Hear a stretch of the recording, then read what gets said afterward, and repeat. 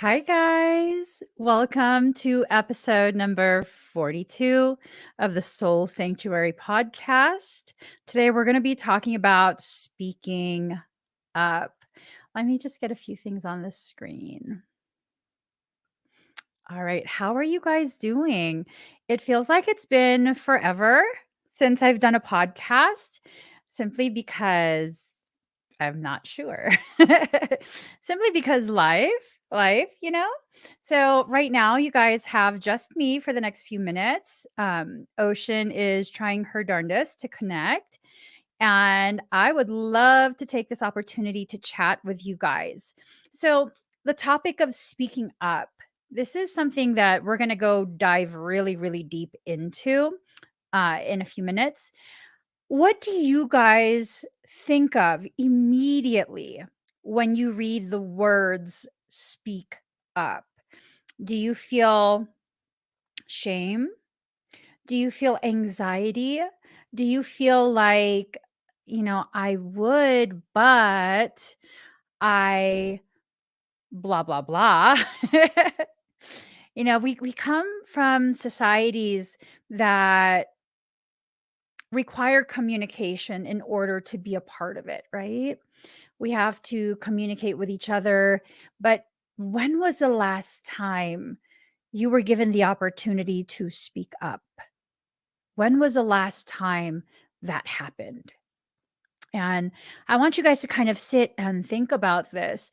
This is a topic that kind of popped into my head because, you guys are probably aware that I'm kind of doing a little bit of that TikTok thing, not too much. And that platform, mm, that platform has a tendency to be a place where people speak without really saying anything, right? There's a lot of social media platforms, most social media platforms. We speak, but we don't speak up. We speak, but we don't really communicate anything with substance. We regurgitate what we hear. We add a little bit of our own twist to it. But do we really speak with substance? Do we really allow ourselves, like really truly allow ourselves to speak up, speak our truth, use our voice and use it with responsibility and grace? So let's see what you guys are talking about. Let's see. Um, ooh, okay. So Lisa thinks that it's about speaking your truth. Village Baby says, voice your needs and concerns is what I feel from that. Yes, I feel that too. Erin says, empowered and standing up for myself. Woo, love that. Oh, hold on, guys. Hold on. Hi, I made it. You know what? This is how we know it's going to be a very powerful conversation. Yes, at any time, there's going to be a very, very powerful conversation. It almost always starts off like this. Yes. Yes. As soon as you were telling me that it was doing its thing, I was like, "Oh, Mhm. this is gonna be a good talk." Yes, like, whoa. Yeah, Whoa.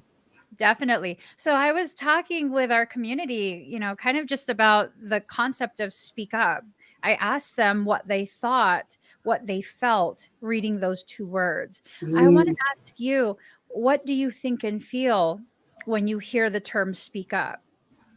The first thing that comes to my mind is a something that I saw when I was in Little Five Points. That's Georgia, not too far from. It's someplace in Atlanta. I don't know Atlanta too well. Somebody in Atlanta will know. But on the building, the words were spray painted. Speak, even if at first your voice shakes. Mm.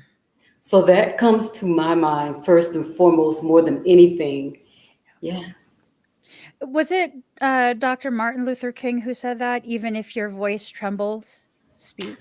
I don't know if he said that. You know, in the age of social media, the internet, we be attributing everything to everybody, making up Alleg- stuff about such and such said it. right. Allegedly, he said that. I'm not sure. Right. But Right. that, oh no, I think it was Gandhi. Maybe, see, Okay. there I go, It's attributing things. Been Mahatma Gandhi, I'm not sure, but okay. that's one of the most powerful quotes I have ever come across, and it Mm, has stuck with me so deep in my core. This thing of even when you're afraid, as a matter of fact, especially yeah. when you're the most afraid, that's when you need to speak the Mm, most clearly and with the most intention. okay. I remember I think it was like a year ago. I wanna say it was about a year ago. I was having a difficult time while I was live streaming, and I was losing my words and not really knowing how to communicate what I needed to communicate, Mm. and Michael had said something along the lines of, "Speak louder until your voice is felt." I Oh. was like, "Ooh, You know, ooh, stay with the bars. Michael got bars. mm." Hashtag Right? bars. Right? And that's the thing though. I feel like for many of us, we come from societies where communication is so crucial for society to function, right? But do we ever really communicate at this point? That's How do deep. we use our voice? Mm, that's deep. That's deep. Yeah. And for me, my personal experiences, when my voice trembles, that's when the most powerful things are being prepared to escape my lips. Yeah. And that trembling is me fighting that process, not allowing myself to be used as the instrument that I was designed to be used as. Mm, yes. I get So, it. part of the reason this kind of came up, Mhm, um, because remember, we were kind of going over like what should we talk about today. mhm. I didn't tell you. I know. So, I had posted something on TikTok yesterday. Okay. And, I have my windburn, it cracked my lip, and, someone commented on there, Abreva, which if you guys are not familiar, because I remember the commercial when I was maybe like 12 or whatever. Mm, Abreva is used for cold sores. It is a medication that I believe was intended to be used for herpes, mm, right? Herpes simplex, herpes complex, whatever it is, you got a cold sore, you're supposed to put Abreva on it. mm. And that's what they commented. Wow. Yeah, and so I did a video response to that, and I was like, "You know what, if I told you that I had a terminal illness, Mm, and as part of my terminal illness, um, I get cold sores, or I get mm, boils on my body, I get, weeping cysts on my skin. How would you feel then?" People are so quick to use others as a way to entertain themselves, yeah. to uplift themselves at the expense of someone else, not even taking into consideration another person's history, life story, and all of that. Mm-hmm. And I even brought up, like, epidermis bullosa, which is that's a very serious genetic mutation. It often is terminal, and the people suffer tremendously. And I was like, luckily I don't have that and I'm healthy. But, that doesn't mean it's okay for you to make these very derogatory insinuations. Because if someone has a cold sore or any type of demarcation on their lips, there's this Mm-hmm. immediate assumption that you're dirty, you're nasty. And it's this thing of, no, your mind takes there. Mm, It says more about the person who is making the comment than it does about the person who is receiving the comment. mm, Um, You know, I basically had said that, and I was just like, "You have stink cooter energy." Be not on your hoo-ha because you're coming here with that stink cooter energy. You might have some stuff going on down there. Yeah. And there was a person who commented and was totally like, get over yourself. If you Mm, can't take the backlash, then you need to just not be on social media, and wow. that they have headaches and no one ever says anything nice to them. And I'm like, see, that's the issue. Mm, That's the issue right there. And I decided to use that opportunity to use my voice with responsibility. I like that. Yeah, that's important. That's important. We can't correct these very deviant type behaviors that are targeting those who are the most vulnerable. We can't correct that if we don't speak up about it. Mm, So I wasn't ashamed of my windburn on my lip. I'm not ashamed of any part of me, you know.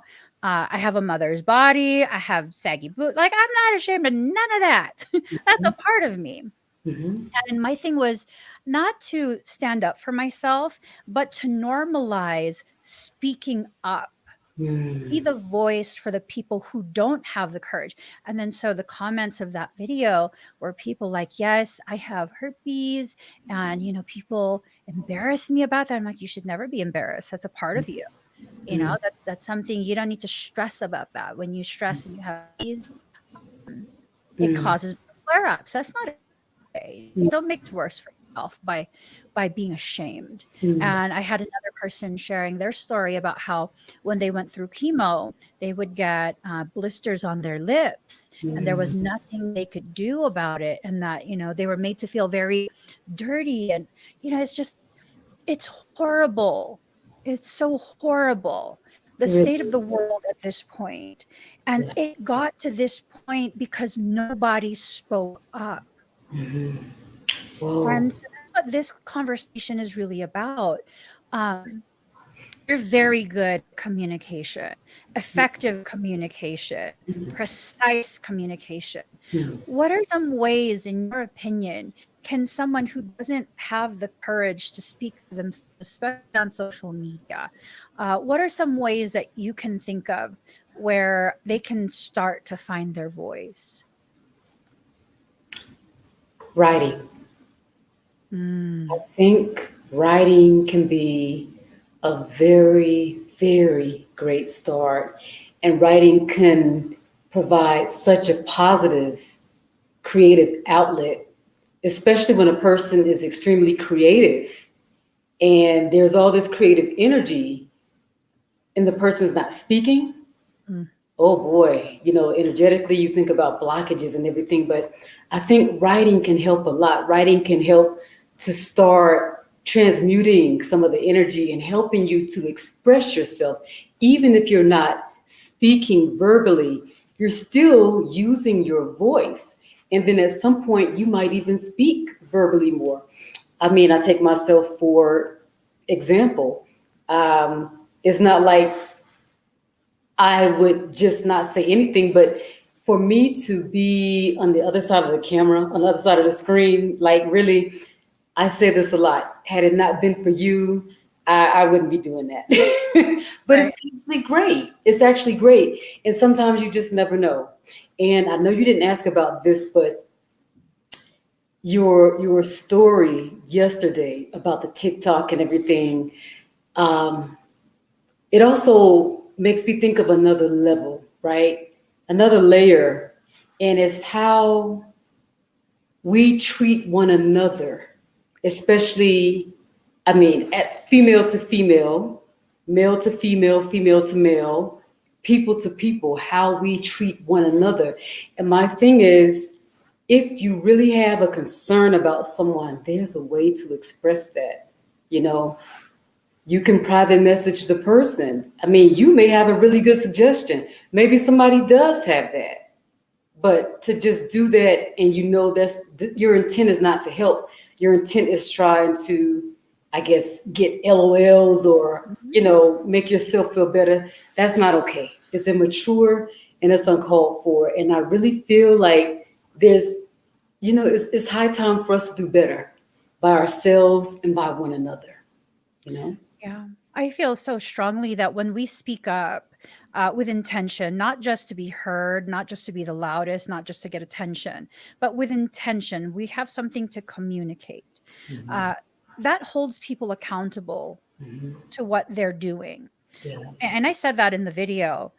I'm going to do a video response to this because I want to hold you accountable. You think you're going to make me the butt of your joke, but in reality, all you've done is given me the opportunity to showcase your behavior. And I want you to know people are looking at you badly. Mm-hmm. You know, you thought you would shame me, but you're not going to shame me because there's nothing for me to be shamed about. Mm-hmm. Nothing.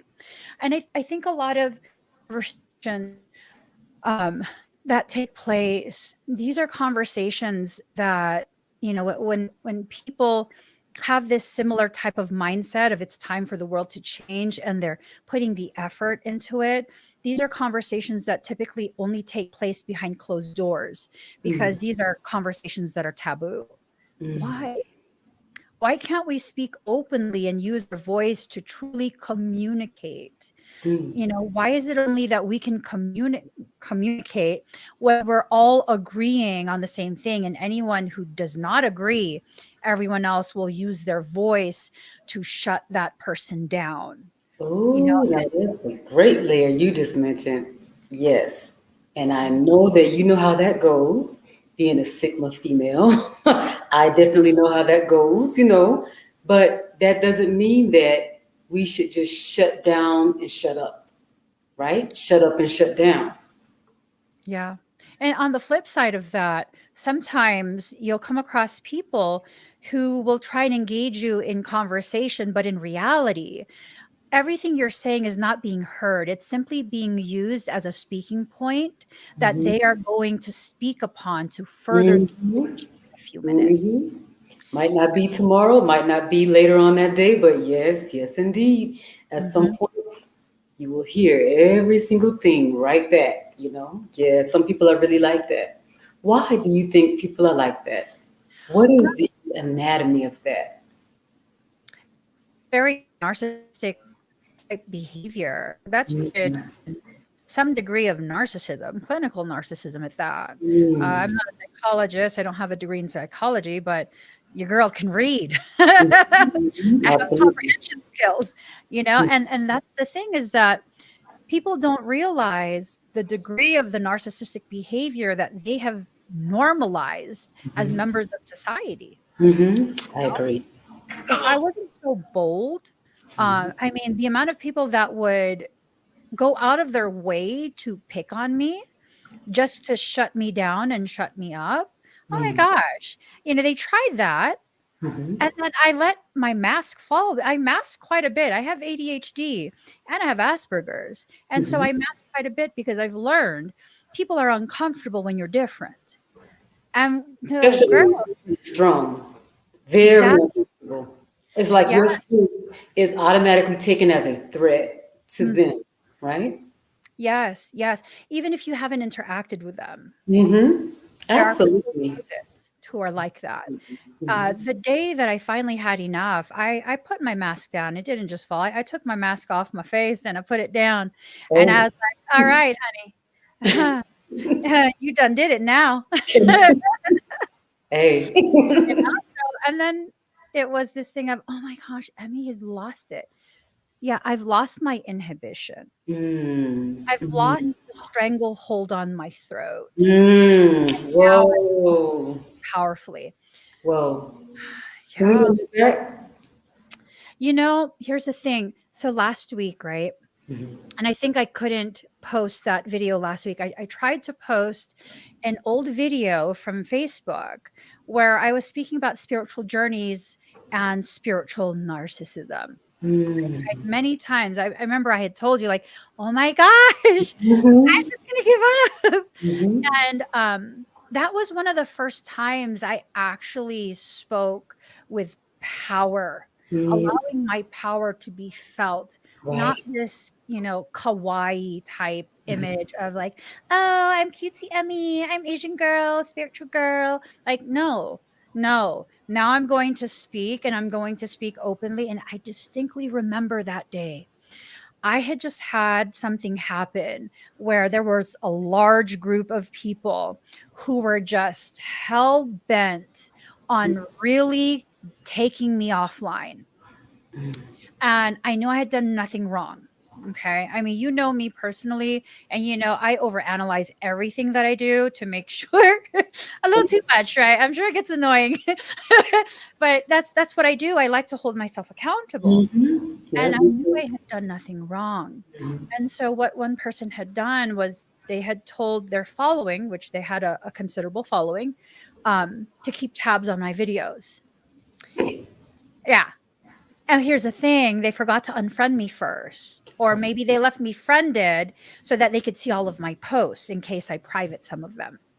Well, on Facebook at that time, I don't know anymore, but you can see every single time one of your friends joins the live stream while you're live, their name pops up on the screen, one by one, by one, by one. Next thing you know, there was like 20 or 30 people who I knew because they would hop on, and then a couple of minutes later, you would see their name pop back up. So they Mm. were exiting the live stream to report what was being said.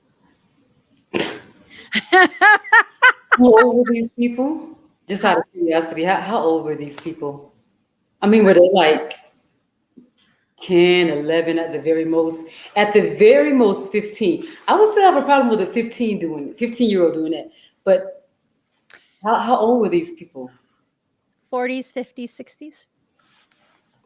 God help us. I know they thought I was in my 20s or something. Wow. I mean, granted, I was wearing children's clothes. I was, like, extremely petite at that time. I was, like, wearing children's clothes That from the is so children's great. department. Wow. So, yeah, no, they thought I was in my early 20s. I'm like, "Baby boo, let me drop my voice a couple octaves. I'm pushing 40, mofo." And she always try to take it higher, so I don't make people feel so intimidated, because my natural voice is so much lower. But it's like, okay, so such and such and such, girl. Sometimes you gotta let it be known, right? I did that day. Maybe, should I play some of that video? I Should we? think that you should. In the meantime, I want to tell Luna, I am so sorry, girl. I accidentally touched that. I didn't mean to hide you. Love you. Love you all. All Oopsie. right. Alright, let me find the video. I still have it here. Okay. Um, yeah, no, I was remember I was telling you, like, maybe I was a little too harsh in that video because it's gone. It Wow. won't let me post it. Well, I mean, I haven't seen it, but even without seeing it, I don't think that you were too harsh. And I like to see things and hear things before I comment on a lot of things. But I say that because of this, being the kind of person that you are, if that has to come out, I really believe it was well deserved because I'm like that too. I'm like, I will go out of my way to not offend you, especially if I love you. I will go out of my way to not offend you. But if you have to get it from me, you get what you get. Alright, guys. Uh, okay, I'm gonna play it. This don't mind me, this is from 2018. It's a different me, okay? Hi.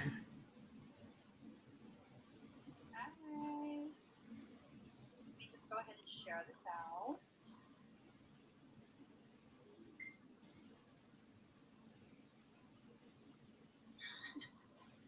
You talk about spiritual narcissism, you're adding in that spiritual component, which that takes narcissism to a whole nother bucket level. Oops. It's that intense, guys. It's really that intense that I have to use fricatives, four-letter words, to emphasize and enhance my sentence. Spiritual narcissism is one hell of a drug. One hell of a drug. And social media is breeding this disease.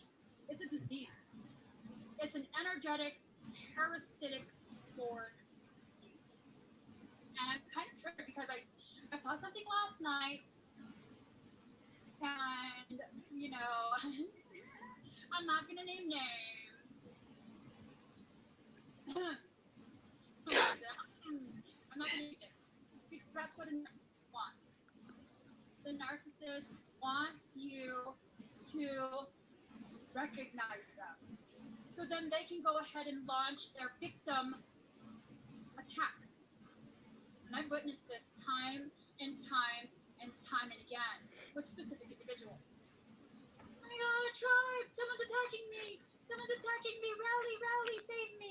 I'm helpless! But I'm gonna boss you around. You better share this many times. You better do this, you better do that. You better not share this person's stuff, or else you're out of the family. My stuff.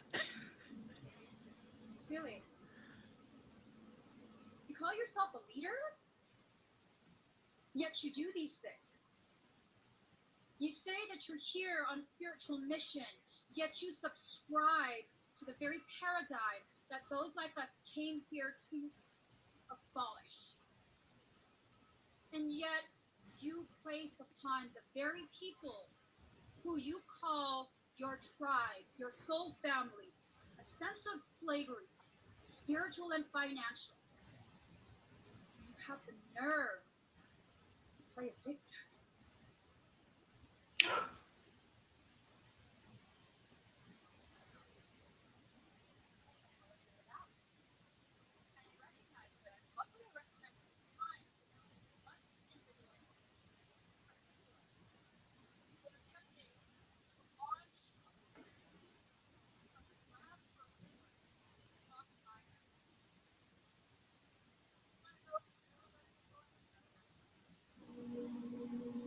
But you're not using me as some stupid drama that you fabricated to do so. Yes, crass stance as victim control dynamic. That is how you control it. And I see so many people in an elevated position with a voice, a platform from which they use the very people to support them. Absolutely not okay. Absolutely not okay to create a dependency for your health. And the moment you find someone else to replace that person, because there's a never-ending supply of sheep. I hate to use that term, but they're sheep.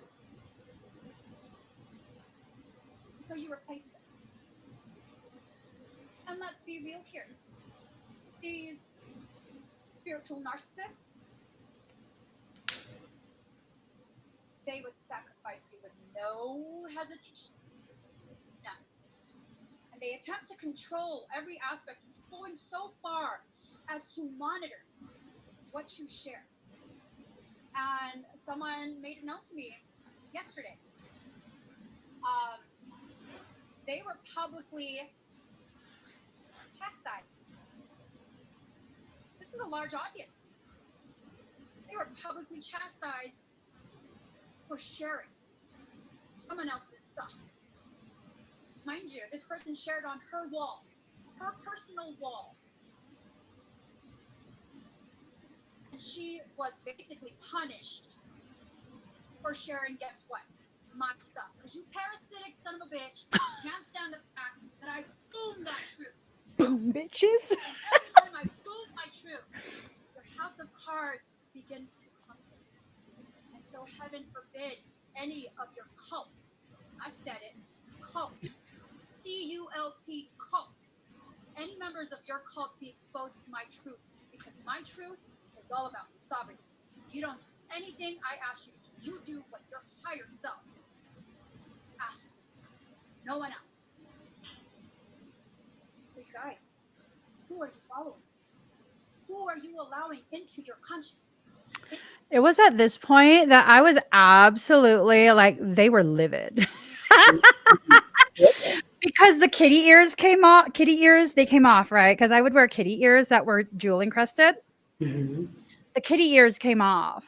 Uh-oh. And I was like, okay, baby boo, let me just. Wow. Grown woman about to talk right now. And that's the thing. Powerful. For many people, there's a lot of fear about what will happen if it gets back to the person, if the person who is maltreating you finds out that you're aware and that you're telling people. I'm at a point where it's like, I don't care what you're aware of. If I'm speaking factually about what you are doing, it's not my problem how you are portrayed, because I'm not trying to portray anything.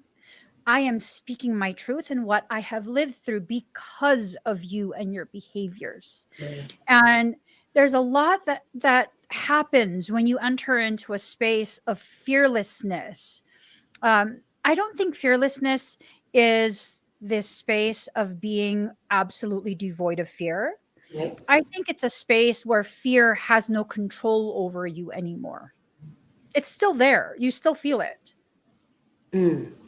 I think it also may be a space in which your courage outweighs your fear.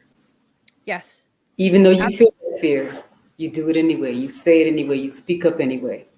Yes. And that, that was another thing, is that I learned that my courage, the voice used by my courage, needed to always be louder than the whispers used by my fear. Deep, If deep. you allow yourself to hear both voices, one has to be more powerful than the other. It carries much more influence than the other. And you get to decide which voice that's going to be. I'm wondering, do any of the viewers want to share a way or a time, an experience where you regret not using your voice? And how did that play out for you guys? Deep. Because there's been plenty of times where um, I felt like I should have said something, but I didn't say something. And then I regretted it later, because watching the way it played out helped me to see why it was so important to speak my truth. Ooh, that's powerful. And you know, I didn't think of this at first when you asked me. I thought of the spray paint on the wall, but I do definitely remember a time in which I didn't really use my voice. Something happened. I didn't really use my voice. And the reason I didn't use it, the circumstances were different, but it involved somebody else. And I was protecting that person. And I felt that if I said whatever, that could affect that person negatively. So I didn't say anything about anything of that. I had to reconnect with my voice though. Yeah. I think sometimes we also go through these situations where we experience these things to give us the opportunity to remember to reconnect with our voice. Yes, absolutely. Ooh, you're going to love this. You're going to love this, Ocean. Hi, Angela. Angela says, man, do you know that someone that is close to me that so-called loves me was insinuating that I was stupid and that you're a cult leader? I'm the Care Bear cult leader. Care Bear stare. The people who can no longer control you after you've been watching my content and now are thinking for yourself, they don't like me very much. Not my problem. Yeah, that's good. Yeah. That's not an uncommon thing for someone who has had control over another person to dislike me when they realize I am the reason they can no longer control the person they once so easily controlled. You know? Yep. That's even like a person who sees somebody being mistreated and the person doesn't say anything, and then something happens so badly and the person's like, you know, such and such. And then that person who's had that control over that person is like, no, you don't need to, you need to stay away from him, or you need to stay away from her, and all of this stuff, whatever. But that person is trying to help empower the other person. But that person who's trying to control that person finds the person who's trying to empower that person to be problematic. That person becomes the problem. Never that person who's trying to control that person, but it's anybody who's trying to, just affirm that person's empowerment and growth. Yes, definitely. And that's the thing, you guys. When I use the phrase speak up, it doesn't necessarily mean to incite disagreement. It means to speak what needs to be said in order to maintain your personal peace. if you're afraid that what you say will disrupt another person's peace at the cost, of your peace. It pieces out. Yeah, it's just one of those things. And I don't know if you and I have ever had any conversations where it's like, girl, you got to choose whatever's right for you. F me. I don't think we've had that yet, have we? No. I don't think so, but I think that respect and that love and that genuine desire for the best for one another is always there, and that's understood. That's something that's understood. Yeah. At the end of the day, definitely, I feel that way. You feel that way. Michael says you've had the opposite conversations. Oh, That's true. no, That's true. That's true.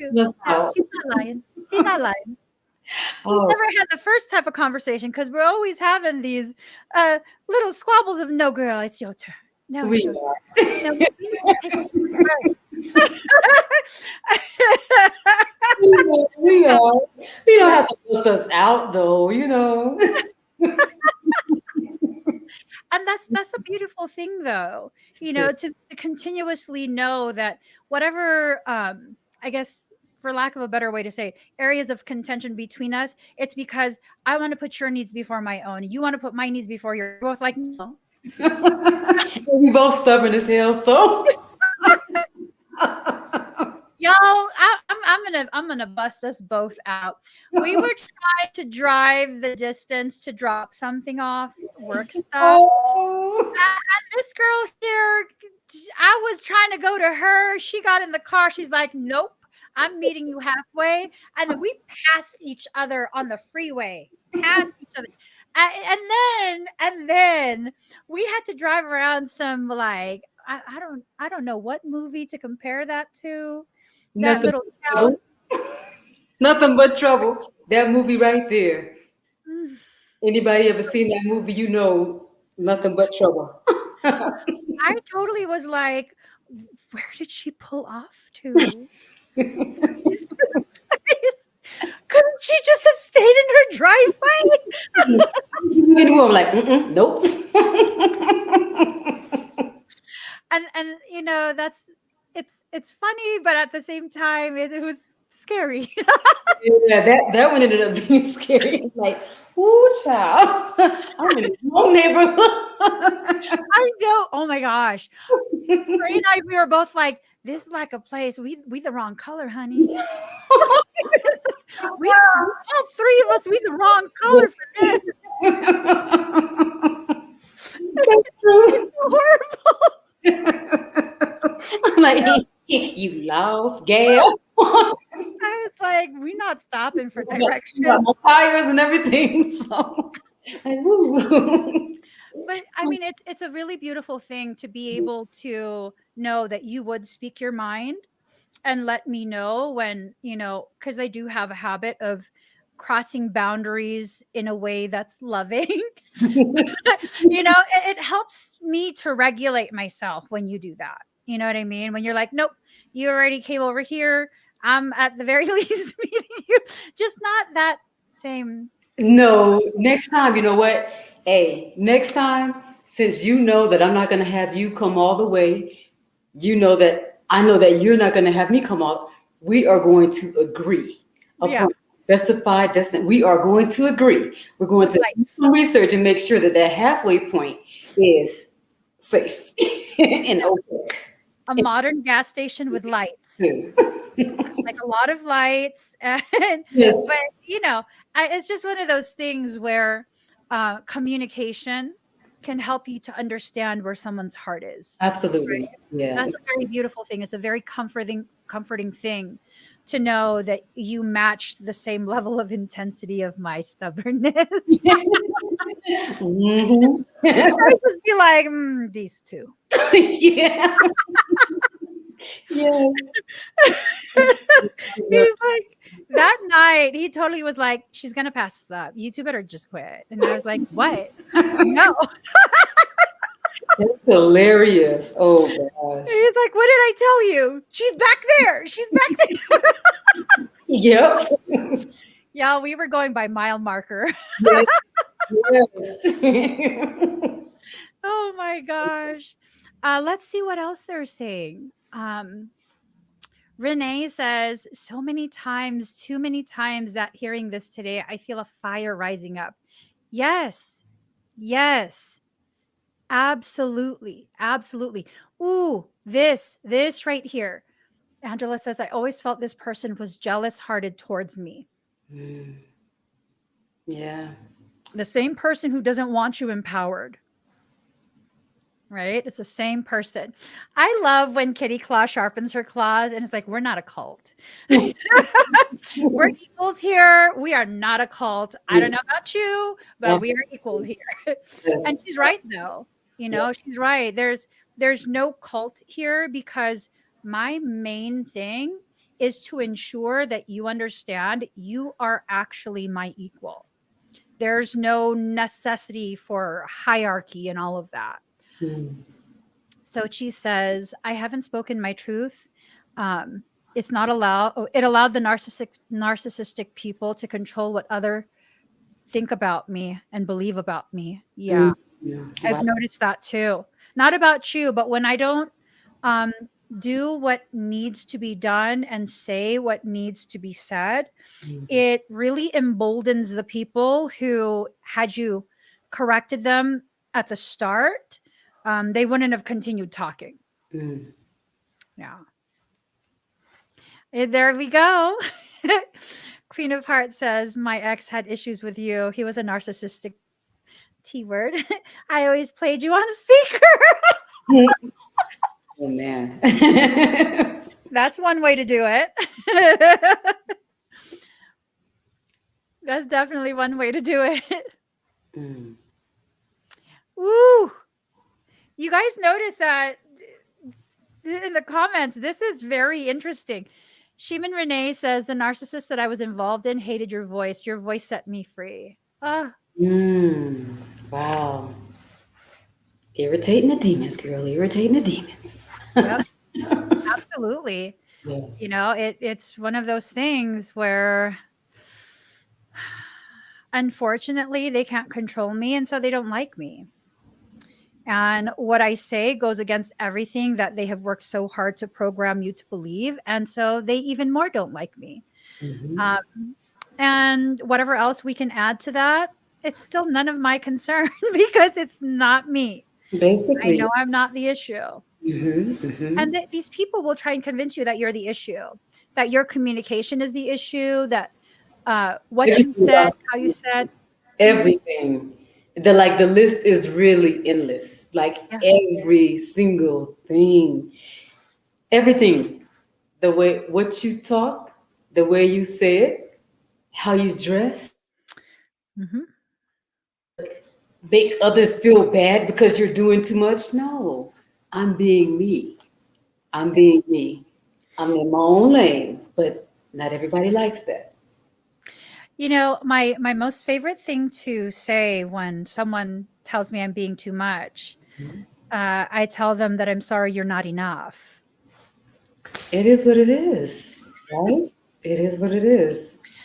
I'm sorry that my basic levels is too much for someone as subpar as you. Hmm. Maybe you should absolutely go somewhere else because uh, it's not my problem. And I used to be so apologetic for being who I am. And I've never harmed anyone. That's the thing. I don't harm people. A lot of people get away with a lot of the things that they do. And when I finally have had enough and I speak up, that's when they're like, oh my God, you're so out of hand. It wasn't even like that. Yes, it was like that. It was exactly like that, right? And see, during those types of situations, I get so grateful within myself and every part of me that I have Asperger's Mm. because literally, because of the Asperger's, I'm very literal. Okay.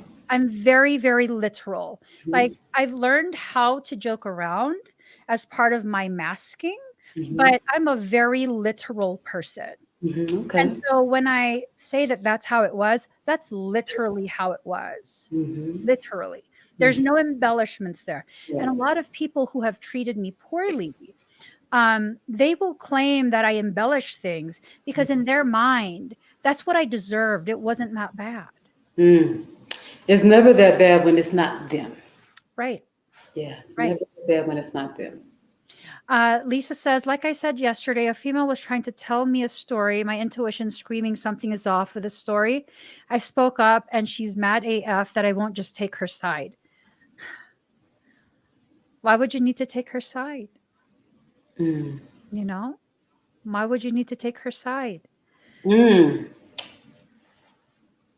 Telling me a story, my intuition screaming. Ooh, girl, girl, girl, girl. I know you got some stories about your intuition screaming. I Mine? know. And all I can say is, Lisa, listen, I hope it doesn't take you the most painful lesson in your life to understand that when your intuition is screaming, I mean, even when it's whispering, but when it's screaming, that may be something that can change your whole life. You know, you'll be okay overall anyway. But yeah, when your intuition is screaming, Yeah. please do what you feel is the best for yourself. I feel like when your intuition is screaming, that's your higher self speaking up. Yes, absolutely. Absolutely.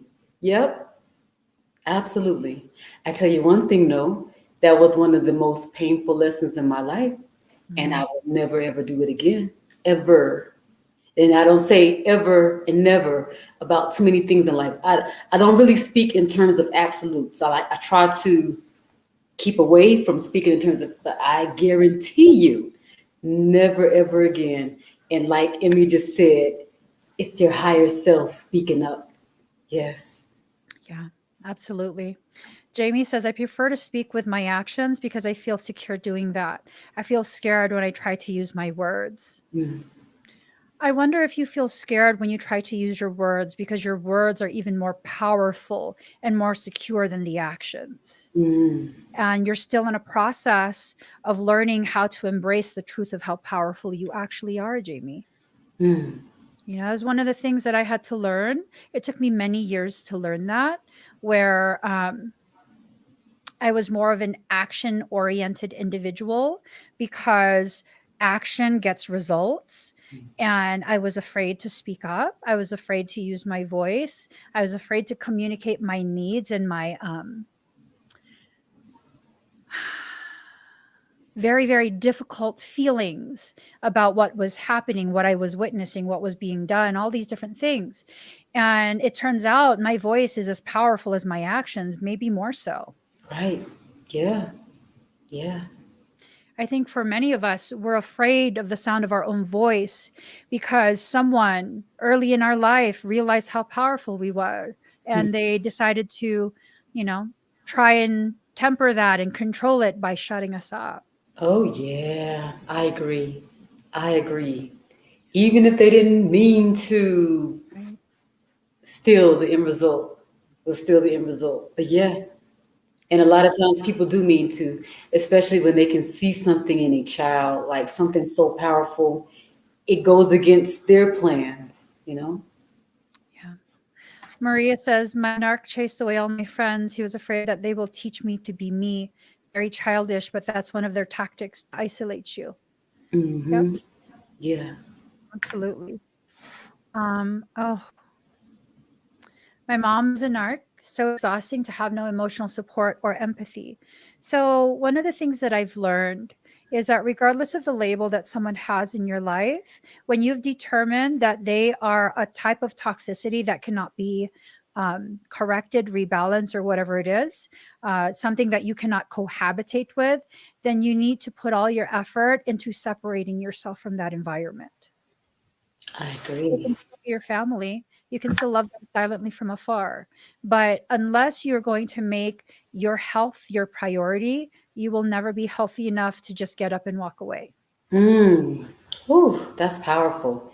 And everybody, I feel like at the end of the day, people should do what's best for themselves in their situation. Me personally, I don't care who you are. I don't care how much I love you. I could really love you with everything inside of me. But one thing you will not do is disturb my peace. because I'm not going to do that to you. I'm not going to allow you to do that to me. Right. These are some very awesome comments. Renee says, every time I share Emmy's videos, nobody likes it. I'll still share for someone out there that needs to know they are sovereign. This year, I only had one person who said that Emmy's helped. So here's the thing, Renee, you have to understand that the environment you're in is an environment that is not like you. And that doesn't mean you have to exit that environment. That means if you remain in that environment, it's most likely because you have a very specific role to play in that environment. You will be the impetus for other people's growth just by being you and continuing to share what you share. Okay. Now, the things that I talk about are very forward type things, the way I communicate and the way I carry myself. It's not a Stepford soul type of way of carrying. And so what ends up happening is even if people resonate with it, unless they have the courage to be identified as a mirror of me, they will not interact publicly. So don't take that as, everyone in your environment is a lost cause or hopeless or any of that. They just don't have the level of courage that you have yet. Okay. They don't have it yet. But if you continue to with courage, they'll begin to develop courage as well. And you'll see you're not as alone in your current environment as you think, or you might come to a realization that maybe it's time for a new environment for you to exist in. Lisa's comment, this is powerful. Lisa says, exactly. It's like she wanted to recruit me to hate somebody I never met. Oh, yeah. She wanted to be in her team of flying monkeys, huh? Yeah. There's a lot of people that are like that. They don't have the courage to hate someone alone. So, and that's usually a person who's like that hates a person because they recognize that person's power and value. They believe in that person's value more than the person believes in it themselves. Oh, that's so true. That is so true. And I think that, I'm just going to speak a little frankly here. I think that social media has emboldened punks to be punks because people can just sit behind these computer screens and type whatever, sit in front of a phone and type whatever. It's not like it used to be, Yeah. I mean, because you and I are very similar. You got something to say. I'm gonna meet you at the park. We talk about it. Yeah. With no word. Back talk and do what you gotta do. Right. I get to that point, we ain't talking back and forth, I'm not gonna be insulting you over no internet. We're gonna do what we gotta do. Right. You said that so diplomatically. I'm over here like, you gonna do what you gotta, they gonna take it. Hey, let's smooth taste fool you, baby. So this is a good question. Oh, Maria says, I learned to have support and empathy for myself. I love it. Yes, I love it. That's so important. Oh, that's so important. Sometimes that's like the most powerful thing that you can work on for yourself, being your own support and your own empathy. Until you can do that for some people, there's not going to be any support and empathy. Just, in some environments, there's none. Mm-hmm. And teach us too, right? It's like everything is like a mirror of how we're treating ourselves. It's like we're watching how we're treating ourselves play out through other people. And like, oh, wait a minute. This is how I'm treating myself. This is how I'm allowing these things to go down in some cases, Not to say that you deserve it. It's just to say that it's reflective of how you're treating yourself, how we're treating ourselves. And we have to really look at that and really love on ourselves. Sometimes we don't realize how cruel we can be to ourselves. And I've said this before, but I think that's very important to realize. Just a question real quick to you, to everybody. When is the last time that you told yourself, I love you? Like you really were proud of yourself for, look how much you've come through. You're still here. Like you're not just still here. Look at your heart, When's the last time you looked at that and like, you know what? That's good stuff. Yesterday for me. I love it. I think maybe 2 days ago for me. Yeah, and that going back to my response video on TikTok, where someone was trying to shame me for my lip, that was at the very end of the video. I was like, as a matter of fact, you gave me an opportunity to feel myself even more because me responding to you makes me really feel myself. I'm liking this, you Mm, know? I'm liking the fact that I know people are gonna react badly to that, and that opens me up to other people trying to pick on me. I mm, don't care. I mhm, don't care, mhm. because people are gonna say whatever they're gonna say. At least let me be in a space of self-love, I love it. and that's why you're saying it. Yeah, yeah, I love it. Yeah. And then the crazy part about that is I don't think the subject is not about that, but people can have some of the worst stuff they've ever experienced going on in their lives, and they'll still find the energy to talk about other people. Mhm. They will still find the energy, you know. And that's why they have all of these horrible things going on in their life is because they're wasting their energy on talking about other people rather than fixing what's going on in their life. That's why they're so miserable. Yeah. Oh, I yes, very much so. Very much so. Cheryl says, I seem to irritate people because when they say or do things that are not acceptable, I just wave my hand and go past. I Mm. don't give him the satisfaction to argue with me. I like, go. Do the little usher thing. Yeah. Viking Soul says the most high form of manipulation is when they try to convince you that your response to their mistreatment is the problem. Yeah. Hmm. That is a form of manipulation. It absolutely is. It absolutely is. It's designed to gaslight you into believing you are the problem Hmm. and that you having an appropriate, healthy response to something is wrong. I want to share this video with you guys. Let me see if I downloaded it. Yes, I did. I want to share this because um, it's definitely something powerful. I know a lot of us struggle because we have had these labels placed upon us regarding challenges with our mental health. And this is how I view mental health. So let me just, all right.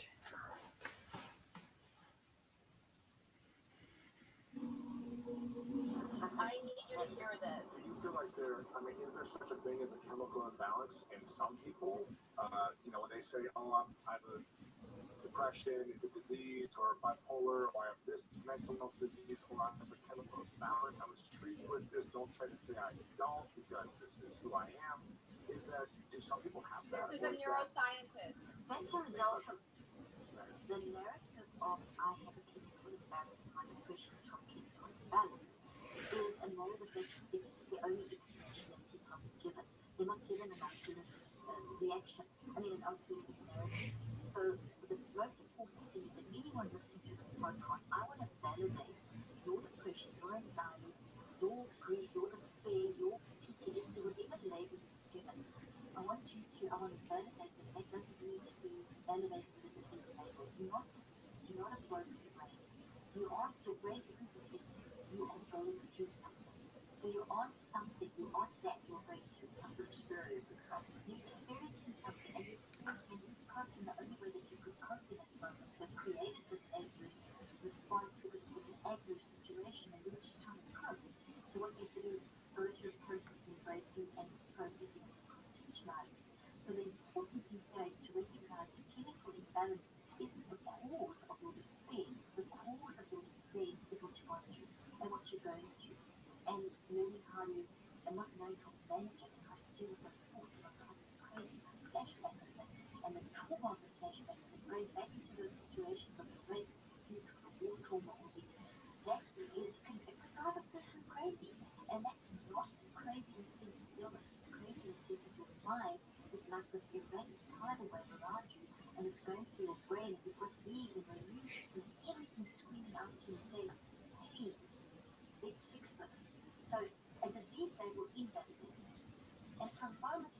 nice to know, okay, well, is it able to help you? Because it kind of feels like you've got a bit of control.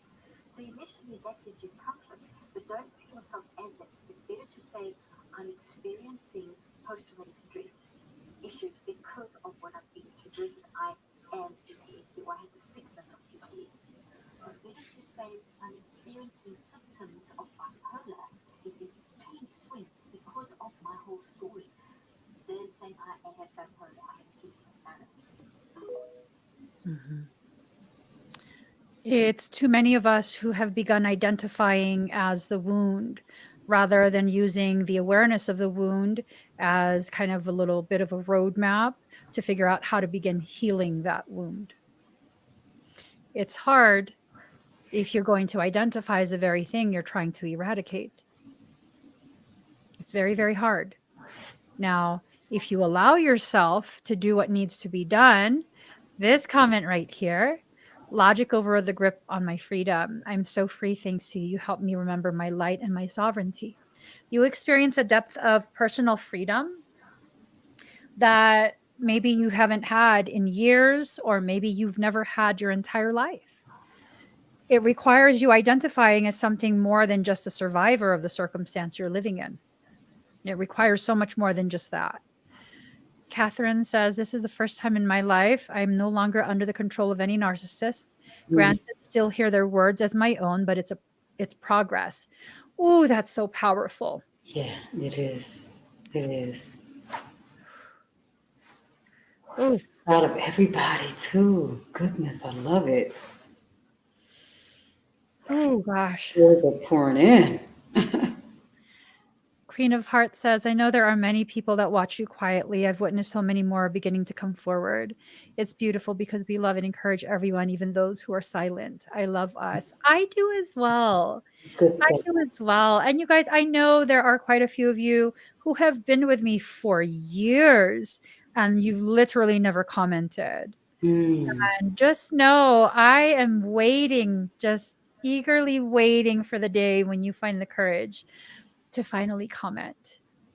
Definitely a treat for me when someone lets me know how long they've been with me and they've just started commenting. Let's see. Oh, my screen keeps glitching. Has it been glitching on your end? I don't think it's been glitching on my end. Maybe it has. I just haven't seen it, but I've seen it on your end a few times. Oh, it was mumbled. Well, the lady is talking about how you shouldn't identify as the label that you're given. You're not diseased. You know, you are experiencing these symptoms because of a situation that you've lived through. And that situation has caused symptoms to be present. As you process that situation, as you begin to embrace how that situation has, kind of served to help form certain aspects of you, you'll begin to be empowered through it, and that you should never identify as the disease itself. Jamie. Jamie says, grew up with you.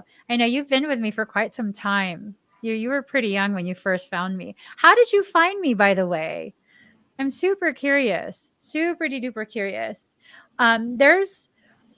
There's this thing that blows my mind, and it's when I look at the demographics of who watches the content I create.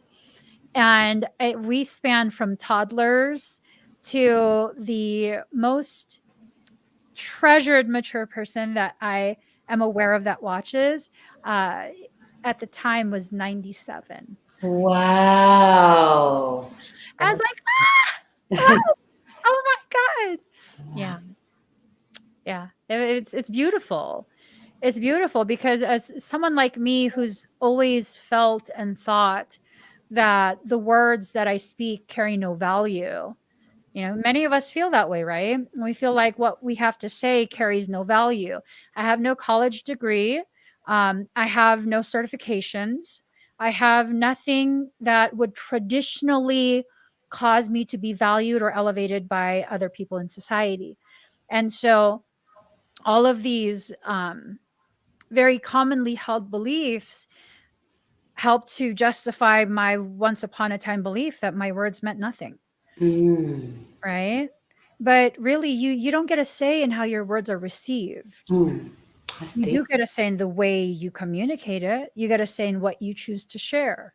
Mm. And it got to a point where I didn't understand why I had to live stream. I still don't really understand, to be honest. And it was this thing of, it's not for me to understand, it's for me to be present and be witness and allow people the freedom to do with what they need to do. Mm. To do with my words what they need to do with my words, whether it's to trigger them and be upset and never see me again, or to begin to realize, like, okay, whoa, so I'm not crazy. Whoa, so I'm experiencing these things. These things are valid. I'm valid. Yes, you're valid. Absolutely. Absolutely valid. You know, coming from one person who is probably exactly like you, you Mm. know, you are valid. I've been on this journey for some time now. I don't believe I'm some type of expert, but I believe I've experienced enough to lose my belief that I should just be quiet and do what people tell me to do. And so, because of that experience, I'm going to do what my soul tells me to do.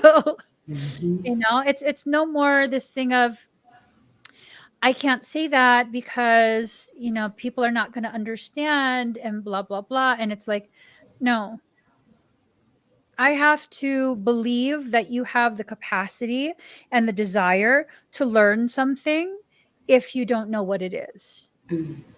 You know, when sometimes people will tell me like, "Oh, you're using big words." And it's like, because I believe in your intelligence. Mm. There's nothing I need to dumb down for you. I believe in your intelligence. I believe you have the capacity to take down the words and find a way to define them if you don't know what they mean. Now, I'm not going to use big words just to make you feel small, but if that's the way that I talk, that's the way that I talk. And that's just that, Mm. you know? If someone really truly sees you as their equal and they speak with a vernacular that's much more robust than your own, for them to water down their vernacular is to inadvertently say that I don't actually believe you're my equal. I just like to tell you that to make you feel better. Mm. Now, do you think on the other side, right? And I respect that. Do you think that there maybe is room for balance between not really so much vernacular, more so jargon, right? Yeah. So, like, you're extremely proficient in a field that a lot of people have never heard about. Now, Emmy, in all fairness, when you talk about Kalantic science, when you talk about so many things that people are just starting to allow themselves to open up to, do you feel that there should be like a balance between still being yourself, still speaking exactly how you speak in the jargon that you're very much comfortable with using because this is your life all day and all night, right?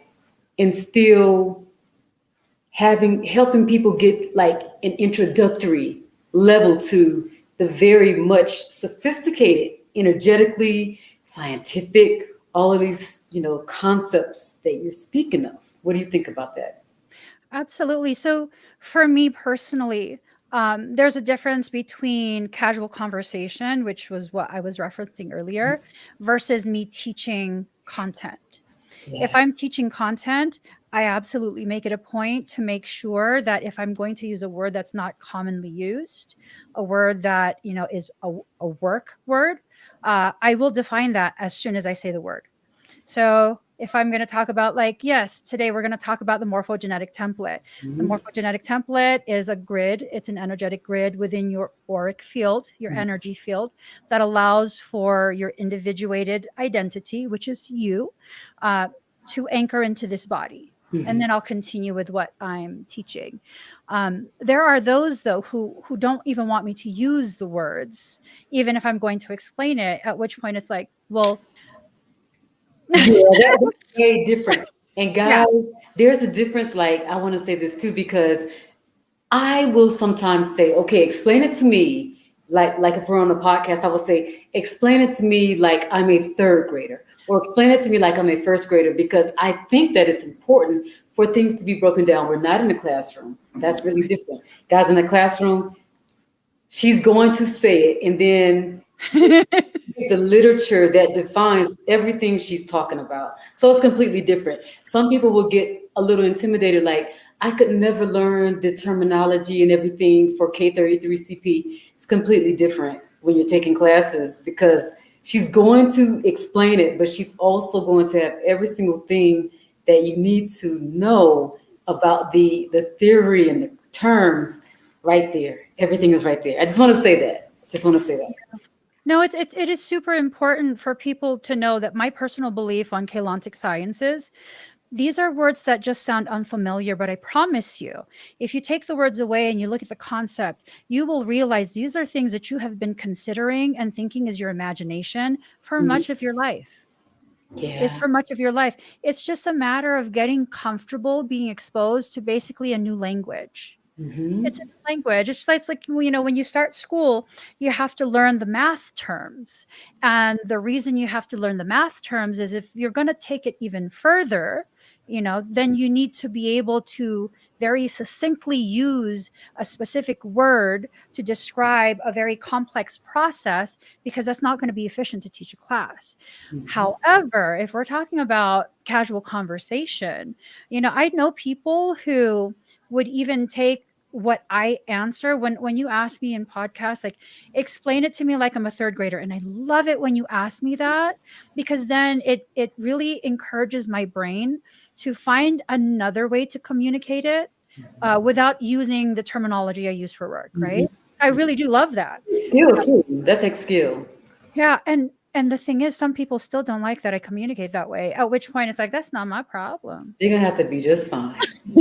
I'm sorry, you don't understand regular communication. That's not my problem. That's not for me to solve for you. I still believe in your intelligence. You know, I've had people who have told me, that's right. Will the crayon set. She's too funny, always. Okay, I feel like I'm gonna burst something in my head from laughing. But I mean, you know, and I understand though. I don't necessarily communicate like most people. I never have. As a matter of fact, much of the way I communicate right now is a modification of my natural vernacular. I've always been this way, even as a child. I don't speak normal. You know, I've never have. I've been a very precocious child, and I've always just spoken in a different type of way. My preferred form of communication is much more archaic than people are comfortable with. Like, people don't like it if I explain it like that. I get it. So then I would, you know, yeah. And then I remember, because I used to always speak in terms of proverbs. Always. A little child, every other sentence is like a proverb, right? I do remember when I was like, well, maybe like 97 or so, you know, somebody asked me, because I used to write rhymes and everything like that, right? I don't know if you're familiar with how Bahamadia writes, but it's not like the ABC type of, but he said something that was very interesting to me. He was like, he said something kind of similar to what Erica Badu said in one of her songs. She's like, what good will your words do if they don't understand you, right? And so it's not like I said, you know, I'm going to stop being myself, but I said, you know what? There is a certain thing that I am trying to do. There's room, right? There's room for both. Yeah. Yeah, there is. And it's this thing of, even at an earlier age, a much younger age, I realized, like you said, what good are your words if no one can understand? And so I learned to modify the way I speak, but I can only modify it so much. Right? You know, I can only modify it so much, and that's fine. Well, I'm very lucky though, because I have quite a few sons who speak just like me. You know, and it's like, we're really focus on the spoon. Was that thing? They focus on they don't talk like that, guys. I'm not saying like that. But like the concept, there's something else. Right? And we just having conversation, and it's this thing of like, that's how we speak, Mhm. That's why when I come across other people who um speak in the same type of manner that I am more comfortable speaking in, oh my gosh, it's just so exciting. The level of symposium, it's mind-boggling. I love it. Mm. But at the same time, I'm able to relate to people who don't speak like Mhm. me, Absolutely. right? Absolutely. Yeah. It's this beautiful thing that happens when you allow yourself to be exposed to people who are not like you, as well as to people who are just like you. Absolutely. Absolutely. I It agree. helps you to find that center. And Yes. you have to live in that middle ground. You really do. Hmm. Yeah. That's true. Yeah. Yep. I love this comment right here. Viking Soul says the great thing about this community is there's always a beautiful soul here who can say exactly what we feel and think, even when we don't have the courage to speak for Oh, ourselves. that's beautiful. I love that. Me too. That's beautiful. Ooh, Ocean, look at this. I really do appreciate when Ocean Lover says to explain it deeper. It helps me, and I'm kind of shy to even ask. I Oh, really do appreciate when I learn the detail of a word. Yeah. thank you. We appreciate you all too. We really do. We do. Teresa says, "Hey, there's nothing wrong with crayons. The colors stimulate the brain. Adult version is beautiful as well." She's not gonna let the crayons go. Hey, you got Crystal auction. you got to do what works for you. I really believe that. Like to, I will put certain things in poetry or what have you to help myself remember things, certain mnemonics and all of that stuff, whatever. So I feel like people really should do what is best for their learning style. Yeah. Yeah. Yes, absolutely. Mhm. For some of us, we learn best reading or writing. For Mhm. others of us, it has to be a hands-on type experience. Mhm. Mhm. And that's why I don't like to tell people in absolutes, just like how, you were talking earlier. I don't like absolutes because it doesn't leave room for the person to develop their own sense of self Mhm. and think for themselves. That's Mhm. so important to me. Mhm. So, so important to me. That has been huge for me since I first became publicly visible. Mhm. This thing of people have to think for themselves. Mhm. Um, I realized early on when I became publicly visible, I realized people were looking to me to dictate things to them like a queen bee. And I shied away because of the fact that I don't like that. Mhm. I feel people should speak up. And it's this thing of even in live streams way back when, I encourage people to disagree with me, not be disrespectful. Let's make that clear. I'm not encouraging disrespect. I'm encouraging you to ask me questions, to share that you think differently, see things differently. It helps me to learn. It helps you to learn. And it creates an environment of equality. I love that. I love that. It's like the marketplace is not just about products, there's also the marketplace of ideas.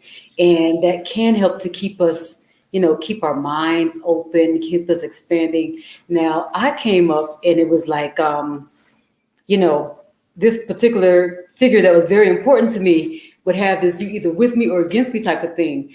And I feel like it's not always about that, especially when somebody has a different point of view. I've never had a problem with somebody having a different point of view. I don't feel like it's a personal attack on me because you don't see things the way that I see them. I will never be that person, you know? Right. And that's one of the things that I love the most about like, doing projects together and stuff. Like you can tell me from a different perspective and I'll be like, "Oh, okay. I didn't consider that." Mm-hmm. And I've even expressed that to you before where it's like, "No, don't stop doing that." Like I can become very one track, hyper fixated on one detail and you'll be like, hello." And I'm Guys, like, guys, she want me to do that about everything except for policy. He's like, oh, you need to relax a little bit with the policy. I'm like, but there's room for both because sometimes it doesn't take just so much rigidness. so it's like there's room for both. I like that. Yeah. And it really is also this thing of I'm very rebellious. And so it's like even if the policy is good, I'm just like, no, it's policy. Something else. I don't know what we're gonna do. I'm over here looking for crayons. Right. And you're like, no, no. This policy, this one we're doing. Oh, okay. That one will do. Okay, that one. Oh my gosh. It Yeah. always works out though. It's a beautiful balance. Beautiful It, balance. it, and that's the beautiful thing is that we are so similar yet so different. And when we communicate, when Mhm. we speak up, it creates for an opportunity for harmonious convergence of Yes, I love it. ideas. Hmm. Yeah. There's no one single project that is done by one single person. Hmm. And that's how communities should function. Hmm. Hmm. Where, even just because you disagree does not mean the conversation is done. It means there's so much more to converse about. There's that side and this side and this center point, and what should we talk about first? It's a Hmm. very beautiful thing. I think what ends up happening is people become afraid to speak up because they're afraid to be wrong. Yeah, yeah. And especially an environment in which people are so committed to being right, to feeling right, not necessarily being right, but to feeling like they're right. And then the people, especially when they don't have more of a personality to speak up more, that it's like they just feel like, okay, I should just. It's in there. What they have to say could be the most insightful, most brilliant, and most risk mitigating thing, right? So you just never know. I want to ask you this question. Mhm. Have you ever seen this thing? It's like you are a key part, and then like one key is missing, and it changes the whole thing. Like I don't know if you could pull that up. Maybe I can find it and send it to you. But it's so interesting. Like let's say a key back in the day, typewriter or whatever is missing one key. You know that how that can affect everything. But like you said, everybody has his or her own part. And sometimes people don't think that their part is important, but it is. The lack of their part can change the whole thing, right? Yeah, it really can. Yeah. Because um, I'm trying to think of a word that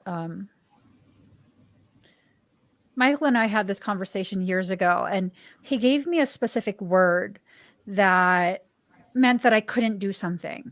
Mm. And then he said that I was something about like contractions, Mm. like the apostrophe or something. I don't remember anymore. But it created a negative meaning, negative definition for the word. It created a cannot. Mm. And because I was missing, um, the word was can do something, right? Mm. I don't remember what the word is anymore. But because I was missing, it became a cannot do it because of that one Mm. component. I wish Wow. I remembered it more clearly, but it became this thing of, does apostrophe know its importance in a sentence? Mm. Know its importance in a sentence. And there Wow. are some people who will exist as a period of your life, Yeah. and it's like, oh, you're just trying to stop me. No, I'm trying to function in a way where you'll understand now is a time for a new beginning. I love that. Yes. Sometimes he speaks to me in that way where he'll use punctuation marks to illustrate things. And Mm. yeah, I love that. Wow. That's good stuff. it is. It really, really is. This was a very powerful comment. Okay. Lisa says, it's not that I ever disagreed with you. I needed you to help bring it out in me. I didn't know what I needed to know. Now I do. Mm. And Wow. that's what I began to learn over the years, because nothing irks me more than people trying to follow me. Like, Mm. no, no, walk beside me. Don't follow me. Don't copy me. Be Mhm. your own person. Yeah. And I needed quite a few years to learn from what other people were sharing with me through their words Mhm. that it's not that they have a goal of following me.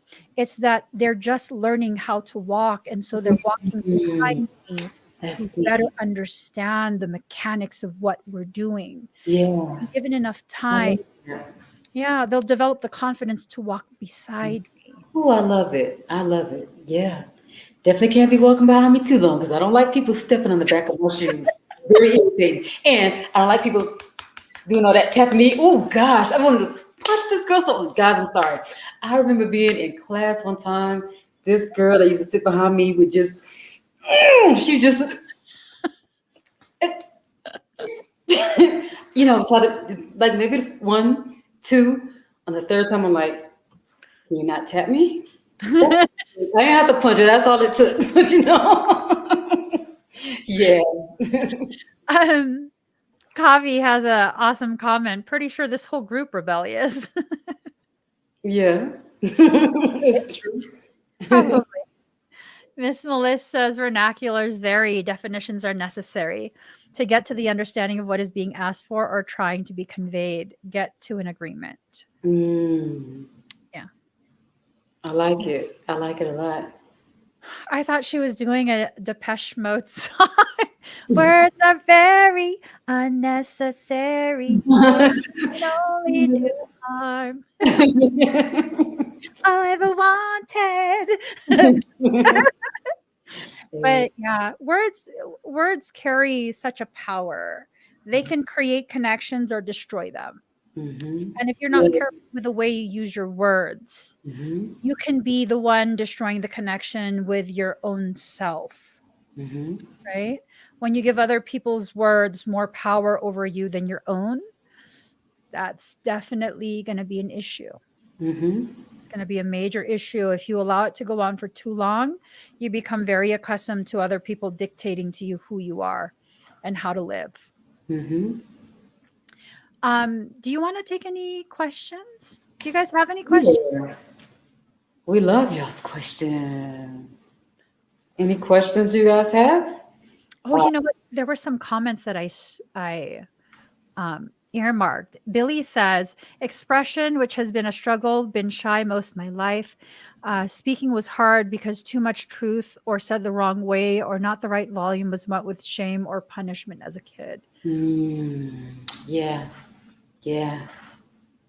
Yeah. Hey, Lorene says, writing helps to build the confidence to use the voice. Mm. Mm. I concur. I concur. I love these comments, especially Viking Soul's comment. The great thing about this community is there is always a beautiful soul here who can say exactly what we feel and think, even when we don't have the courage to speak for ourselves. Mm. Mm. I love that. I love that too. I feel it in my chest when I read it. Mm. That was an unspoken goal, to have this space be a mirror of a sanctuary, where you can feel safe enough to see a reflection in other people. And in doing that, you then begin to develop the courage to look directly at yourself. Absolutely. Beautiful.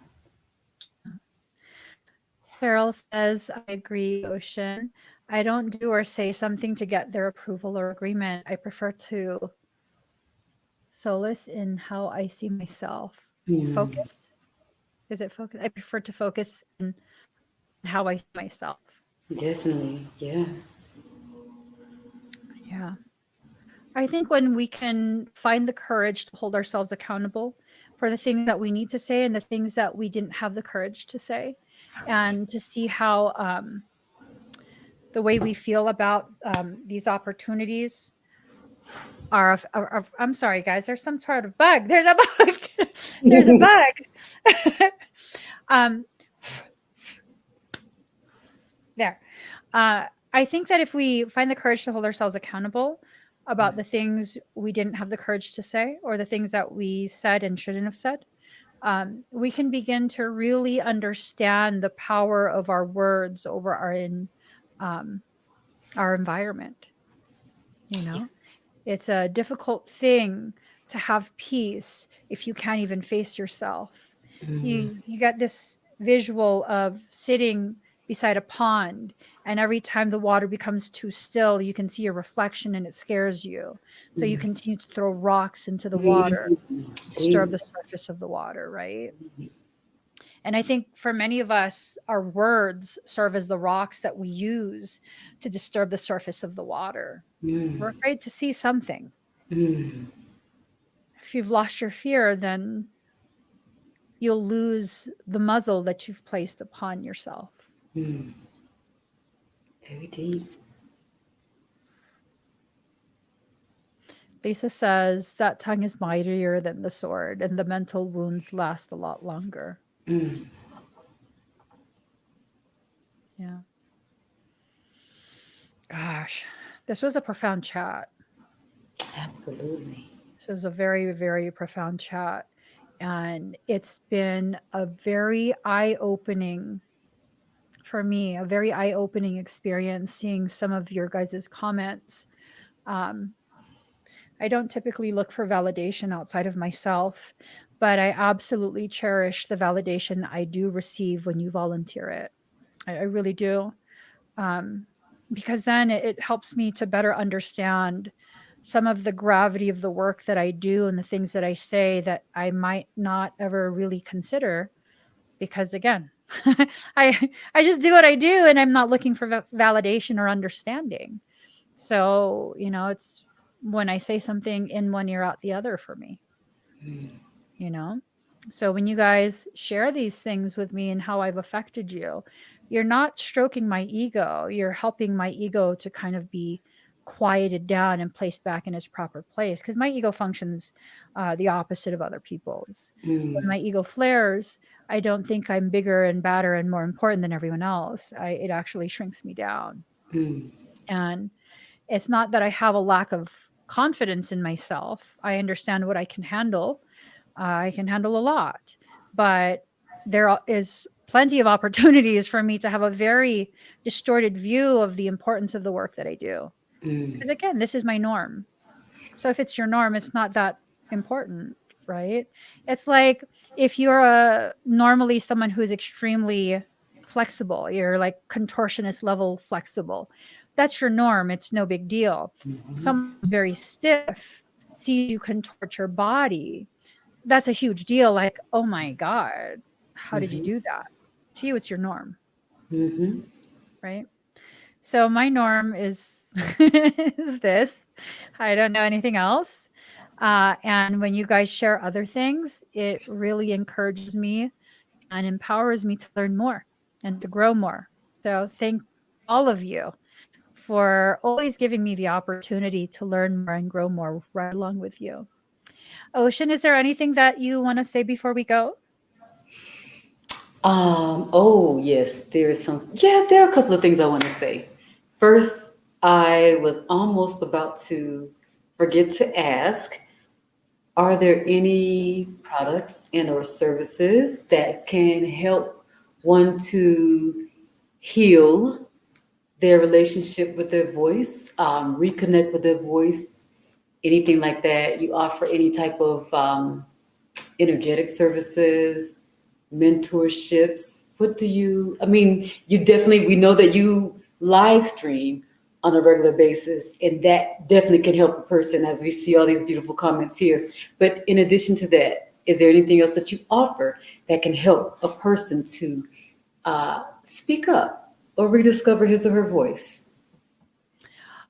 If they're experiencing physiological symptoms, psychological symptoms of that lack of ability to speak up, that would probably be best served with an energetic type of session.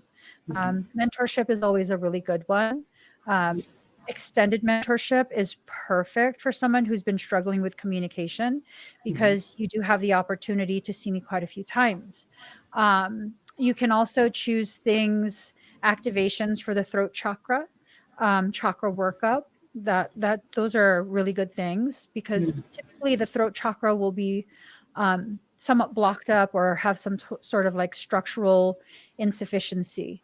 So that would need to be corrected to help with the flow of energy. Soda light crystals. I have one of my sons was very much struggling with communication. He's very introverted like me. And I had him wearing sodalite for quite some time.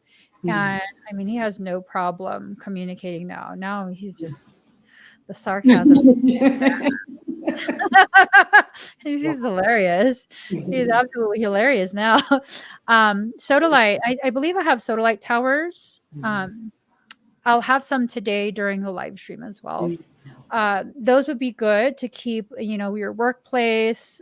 You could keep it beside your bed. Those would be very, very good. Blu-ray activator Emmie elixirs. Those are really good across the throat. So they do have some flora in them that will help with the energy of the throat chakra. That's like a physical thing that you can do. One of the best type of sessions for someone who's trying to find their voice and struggling with it is the self and soul coaching. So that one is not energetic. It's me doing actual life coaching. I can be your life and spiritual coach. And that is a very profound type session. It usually has multiple sessions involved. I encourage people to always get, whatever's within their means. And if it's within your means to get a series done, that would be perfect. If you have children who are having a hard time communicating, I also do consultations with children. That's one of my things, is that children have a tendency to be very comfortable speaking to me more than other people. And so that's something that I definitely can do. I think that's about it. There pretty much any of the energetic type activations, those would work really well at clearing this entire central chakra channel, because that's typically what I do in order to properly activate the areas that I'm activating for whatever service you choose. I don't advertise that on the website. It's kind of just one of those things where, like, I'm not going to charge you extra for me to do the work that I'm supposed to do. So I have to clear the chakra channel in order for all of that to kind of be as effective as I prefer it to be. So any of the activations, to be honest. Oh, wow. Angela says, put that elixir on my throat yesterday and didn't know why.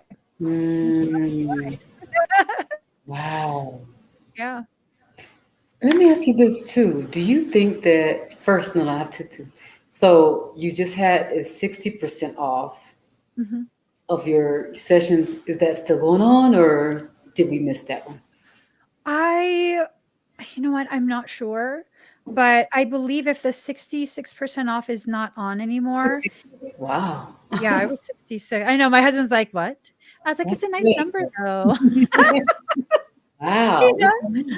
That's almost 70% off, dudes. I know. I'm kind of just like, listen, you guys, this is the one time in the year that I can do this. Wow. If that's not active, then it should be, I believe, 40% off. Okay. But don't quote me. I'm going to go check the website as soon as this podcast is done to make sure everything is set up properly. But if it's not 66, then it should be 40 or 44, something like that. Okay. I hope somebody got a chance to catch that great sale. That's still a great sale, 40% off. Yeah. There is something that people could try out. I just released an emperor and an empress body care set. Beat me to it. Yeah. I was like, there's something, but I can't remember what it is. Yeah, no, it's an emperor and an empress body care set.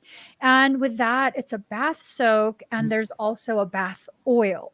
They go together. So you can either, just do the salt soak. And I'll tell you guys why this is like super important. You could either do the salt soak, or you could just, do whatever bath you do, and you could do a dropper full of the oil. I would recommend the bath soak because I reformulated the bath soaks, and they now have Hawaiian sea salts in them, 2 different types. One has an activated charcoal that's naturally occurring because of the environment. It's from the lava in the lava rock in the Hawaiian Oceans. And the other one comes from Kauai. If you guys don't know, one of the last CDT plates, the physical plates, is hidden in Kauai. Mm, There is something just so sacred about that island. mm, So, so sacred. So these salts, they are very detoxing. And these are not like when I make things, I have a very high tendency to use food grade items mhm, because I'm very sensitive to things. So, I can't be making these things if I'm going to react to it. mhm, So, I have a tendency to use food grade items, and the salts are food grade. Now, I would not eat the salt because I have mixed other things in there, but you can soak in that. And oh my gosh, I was having the hardest time last week. So I was gone all week last week, and people were wondering why. And I kind of just wanted to take that time to myself and get myself centered, situated within my emotions, my mental, and everything. And I was struggling so hard to do that, like mm, so hard. I couldn't do it. I couldn't get myself back to center. mm. And finally, I was just like, oh, well, it is what it is. I didn't even care anymore. And, my son was like, what? My oldest was like, Mom, you can't say that, and I was like, oh, you're right. And so what I ended up doing, part of the reason why I have this now is because I did it for myself. I created this for myself, an emperor as well as the empress. And that's what got me out of it. It detoxed quite a bit from me. Mm. Um, I'll show you guys. Should I show them? Yes, I was going to ask if you happen to have a set there, but you have it on. You already have a photo, right? Yeah, yeah, you do. Let me put it up. That smells so good too. Oh my goodness. While you're getting that, can I ask you a question too? Mhm. Do you think that you'll ever do follow-up expedites? Like, let's say today we're talking about the voice, the throat chakra, and Mhm. these things. Do you think that you'll ever do follow-up expedites with the similar theme of some of the things that we discuss here? Some of those things, things that can be done during an expedite session. We know that some stuff can, but maybe like a throat chakra special expedite session or something like that. Yeah, to be honest, I can do pretty much anything with energy. Okay. I just I'm limited by what I think people would think is weird. That's what limits me. Like I Oh. don't want to take it too far, Mhm. simply because like I am always trying to be mindful of how I'm going to affect other people with what I'm offering. Like it took me forever to offer the black magic revocation. That took me Mhm. forever because it's like, oh my God, I don't want people to think that I'm going to be doing dark magic on them. And, Mhm. Mhm. I need to work through that and get over it. But I'm really capable of correcting pretty much anything energetically. Mm. You just Mm. have to tell me what you want, and I'm able to do it. So this is the Emperor and the Empress set. You Mm. get one, and they're large. That's Mhm. I believe 14 ounces of oil, and then I believe it's 8 ounces of the bath soak, and all you Mhm. need is a tablespoon. That's like quite a few baths. You could dump the whole bottle if you want, but that's kind of wasted. But yeah, all you need is like a tablespoon, and you're good to go. A little Absolutely. goes a long way with those. They're very high quality. And one thing that a person may not know by looking, guys, those are actual glass Mm. jars, glass containers. They look beautiful, high quality. And I know that some of you all are looking for gifts. Those are great gifts. They Even really are. it's They really are great gifts. Like, I have a tendency to go very long periods without taking care of myself.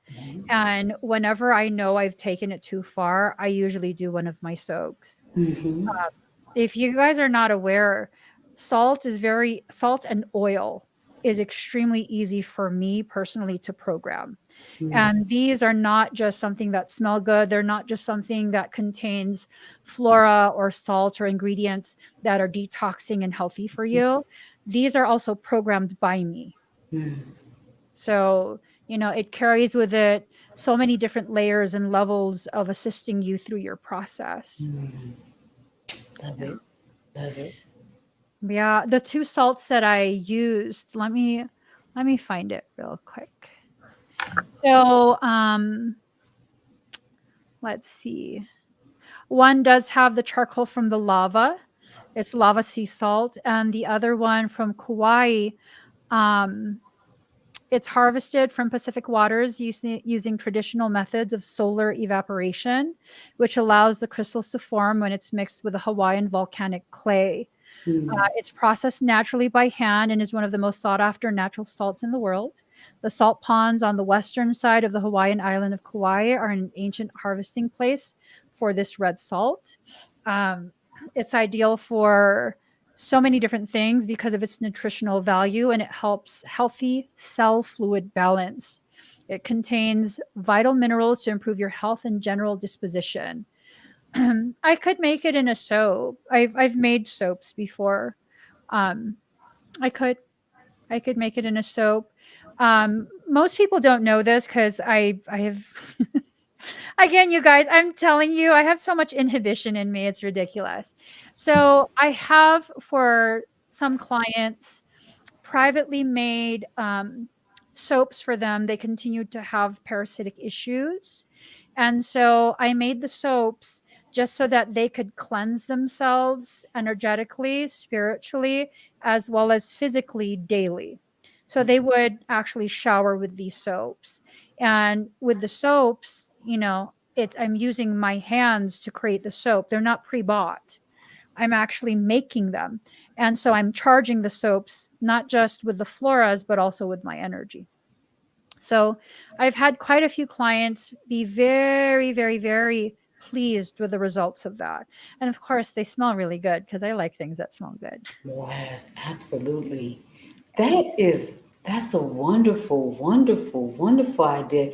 And hopefully you won't be mad, but I think I'm being told to ask you if that is the other side of not speaking up.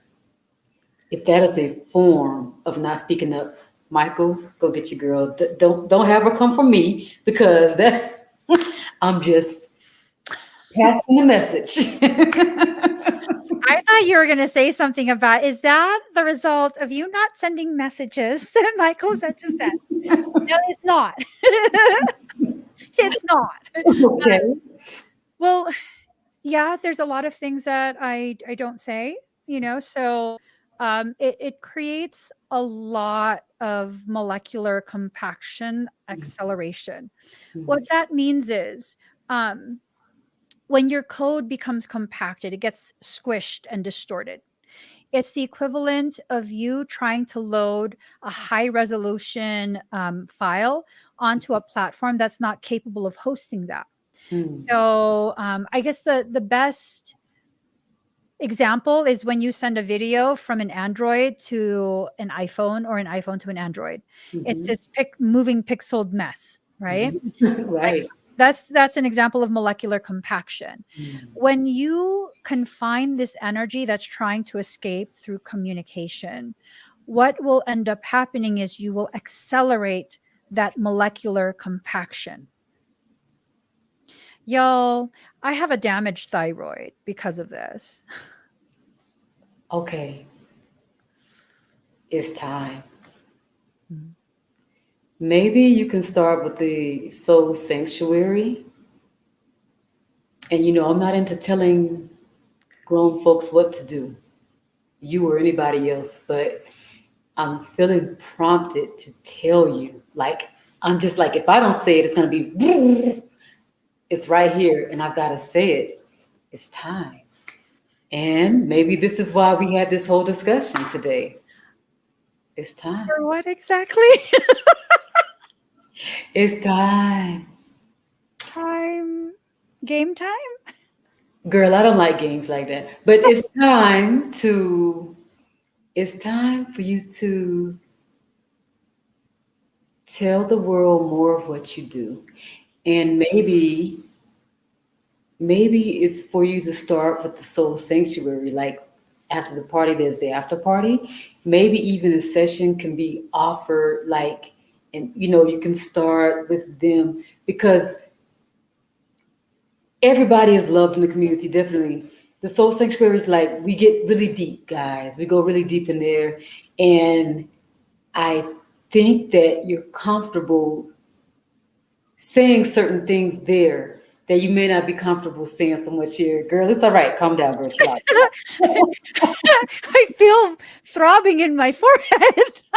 Hey, it probably passed from me to you because it's like, hey, if you don't say this, but it's Okay. like, it's time. It's time. Yeah, it's time. Okay. Okay. So we'll share something in the after party?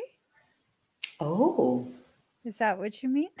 I wasn't saying that, but wow, this is going to be very expensive. God, I didn't mean to say that. This is going to be very interesting. So, guys, those of you who are in the soul sanctuary, if you can't make it, please make sure that you catch the replay. And if those of you who are not recurring contributors are interested, you are definitely able to still make that happen. Let's see, is there a link? If not, I will find a link. Girl, I'll it's share. gonna be all right. It's gonna be just fine. Let Guys, me this is about put to a get very interesting. Oh my gosh. Okay, I'm gonna find a link to the Soul Sanctuary.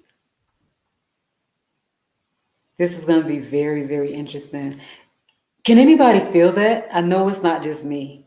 I can feel it. Can anybody feel that? I know you feel it in me. Okay, here's a link.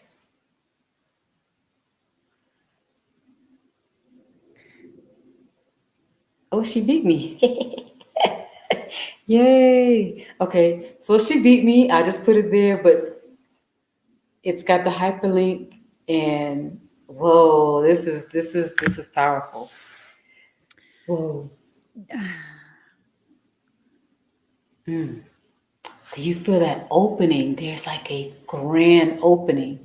Like there's a circle, there's such a grand opening. Do you feel that? is Michael telling you to tell me to spill the beans on the shop? Michael, I don't know if he's telling me that, but maybe if you thought that, maybe you should.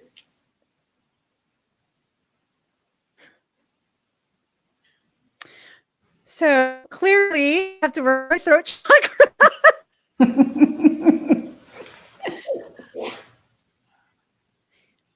We have a physical shop that I won't talk about publicly yet. There's just a few more details that we have to make sure are in proper place. We have a physical shop. Shall I share some pictures? You know what? Give me 1 second.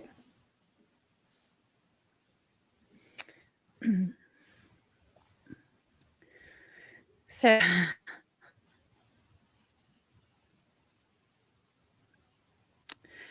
y'all are making me nervous. I'm super nervous. It's gonna be fine. It is. It's gonna be fine. Yeah, I'm looking for that too. Okay. Um,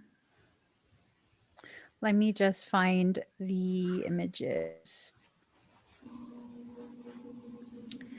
Um,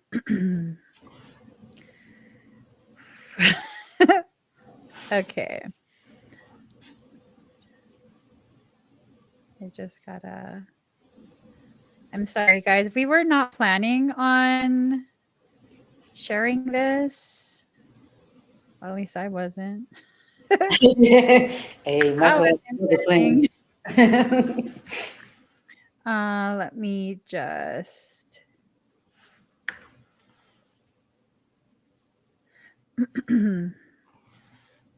I'm almost done, guys.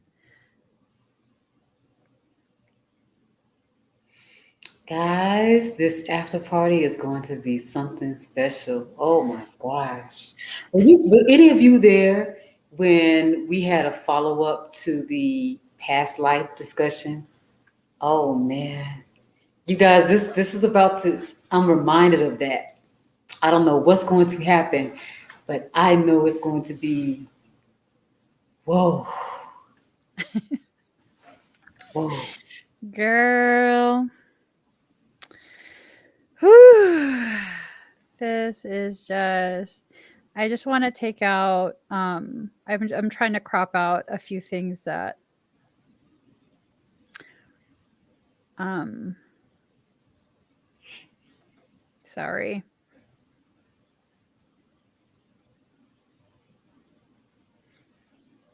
All right. So,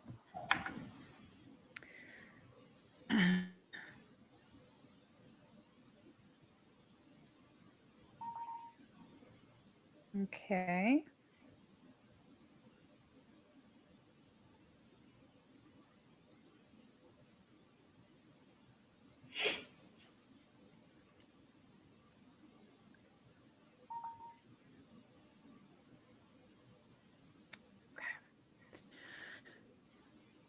You guys ready?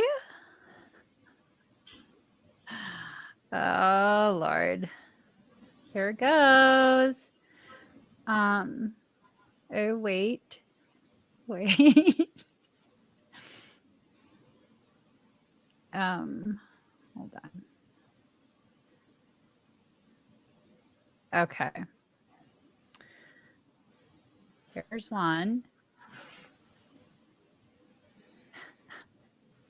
Are you guys excited to see it?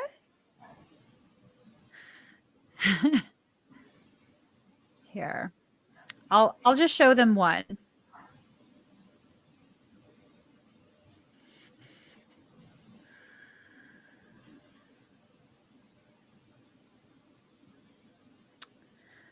So, this is part of our tasting table. And we have over here, we have fairy berry bread. We have apple bread. We have our vegan yummers. We have personal sizes. Here's our jalapeno. Those are our loaves. We rolled out some truffles. So, yeah. Be right back. So that's what we got. Yeah. So we're currently in a physical location, and once some pertinent details are hammered out, we can then share something else. It's just super important that we do everything, especially to me, it's super important we do everything in proper time, proper measure, and making sure that, everyone is safe. I know Michael said people need to know. He's been saying that. He says a lot of things. He seems to not understand some of the situations. He just, I don't think Michael quite grasps. And then I want you guys to meet Sarah. Hold on. Let me just, let me, hold on, guys.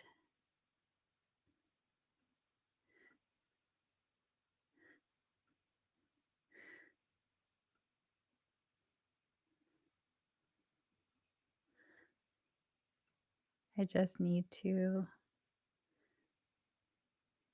There, some of that. Yes. Michael said to remove those details.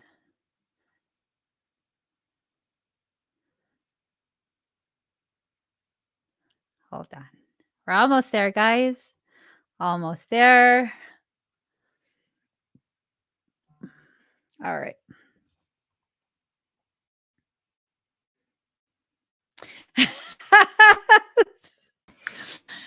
Ocean, what do you have? I have, oh my gosh, these guys. All right. I've been thinking about the truffles since she's been on, basically, way before she even started talking about the shop, right? I just didn't have a valid reason, but now I do. Bam! Look at that. Look at that. See that? Guys, you don't understand. Look at that. You got to do it higher. Mm-hmm. See it? Look at the little cute bunny. But guys, it's so delicious. See, I haven't had it room temperature. I've had it in the fridge. But let me tell you something. These things are so delicious. You could never tell that they are dairy free, they are gluten free. They are so delicious. Ooh. Mm-hmm. Mm. A. Dan. Deliciousness. They are I so wanted to show them Sarah. Hi, Sarah. Here's Sarah right here. Hi, Sarah. Sarah has so much style. Does. She really, really does. She has so much style. It's amazing. So this is our tester sets and all of that. So it's our tester bar. Mm-hmm. Good stuff. Okay, I'm talking about the truffle, but I like that too. I knew you were talking about the truffle. They didn't, Emmy. Okay, they probably they did. Guys, I'm safe with the truffle. The truffle, I really enjoy it. It makes me smile, but it doesn't make me giddy like the apple bread. I'm definitely not eating apple bread in front of y'all again, ever. I hope y'all enjoyed that because that apple bread had me too goofy in front of you all. So guys, in about 30 minutes, come join us on the soulsanctuary.love. Speaking of speaking up, there were things that came forward yesterday, messages from Soul. And I have a video that I recorded yesterday. It's a 6-minute video. I can't play it here on YouTube or on Facebook. I will play it for you guys over on the Soul Sanctuary because there's a lot of really important things we need to talk about aside from just finding your voice. Okay. So it has to do with the 1212 portal. There's a lot of things going on. And as a reminder, before we go, I will be live later today to do the crystal auction. You guys don't want to miss that for sure. Unless you do want to miss it, and I'm just gonna keep all the crystals. I have way too many. But I'm gonna be doing a crystal auction today, and there was something else. What did I need to tell them? I will be having an event on December 10th. I haven't posted the link yet or spoken about it. I need to do this event before the 1212 portal, kind of as an amplifier. I will be making a listing for that at some point today. It's a very important event. Okay. I'll be having a fire ceremony on the 1212 portal date, but December 10th is also a very important date. Yes. Ocean, is there anything else that you want to share before we go? Yes, I want to apologize to my parents for making them look bad. No, brought up, see, I'm just sitting here eating this truffle in front of everybody. I know I was raised better than that. Pardon me. You guys want some? I have a couple in the fridge. I haven't eaten out of them. You know what? No, those are for my nephew. Oh my gosh. You know what? These two, they need to be separated. Y'all. Oh my gosh. He gets away with everything with her. Yes, he needs to. I co-sign everything. Mm-hmm. Yeah, this is so good. Oh my gosh. So Uh-huh. I don't really think I have anything else to say because it's keeping me away from enjoying my truffle in peace. Hey. All right. So we're gonna go, guys. Go ahead and get a snack. So much. Get a snack. We'll see you guys in less than 30 minutes at the Soul Sanctuary Love. If you want to be part of the conversation, meet us over there. If you're not yet a part of the Soul Sanctuary Love, please do consider joining. When you go ahead and join, it's a recurring contribution, not a membership. And because of that, if you are in the United States, it is a tax deductible expense. It's a donation. Okay. And so your donation goes towards helping to support the projects we're doing behind the scenes. We have quite a few different things going on. As you guys are now aware of, there is a physical location. Your donations have helped to make that possible. And as we continue to increase our brand presence, people have been, oh my God, if I could just share with you guys the kind of responses that we've gotten. Oh my God. Oh my God. It's been profound. Mhm. I'm going to cry. I got to stop. Don't cry because I'm eating and I can't pick up the weight of talking right now. I'm eating, so you might as well cry later, girl. We done. We done. She's eating. I'm about to cry. We done. We'll see you guys at the sanctuary. We love you guys. Give this video a thumbs up and subscribe. Bye, everyone.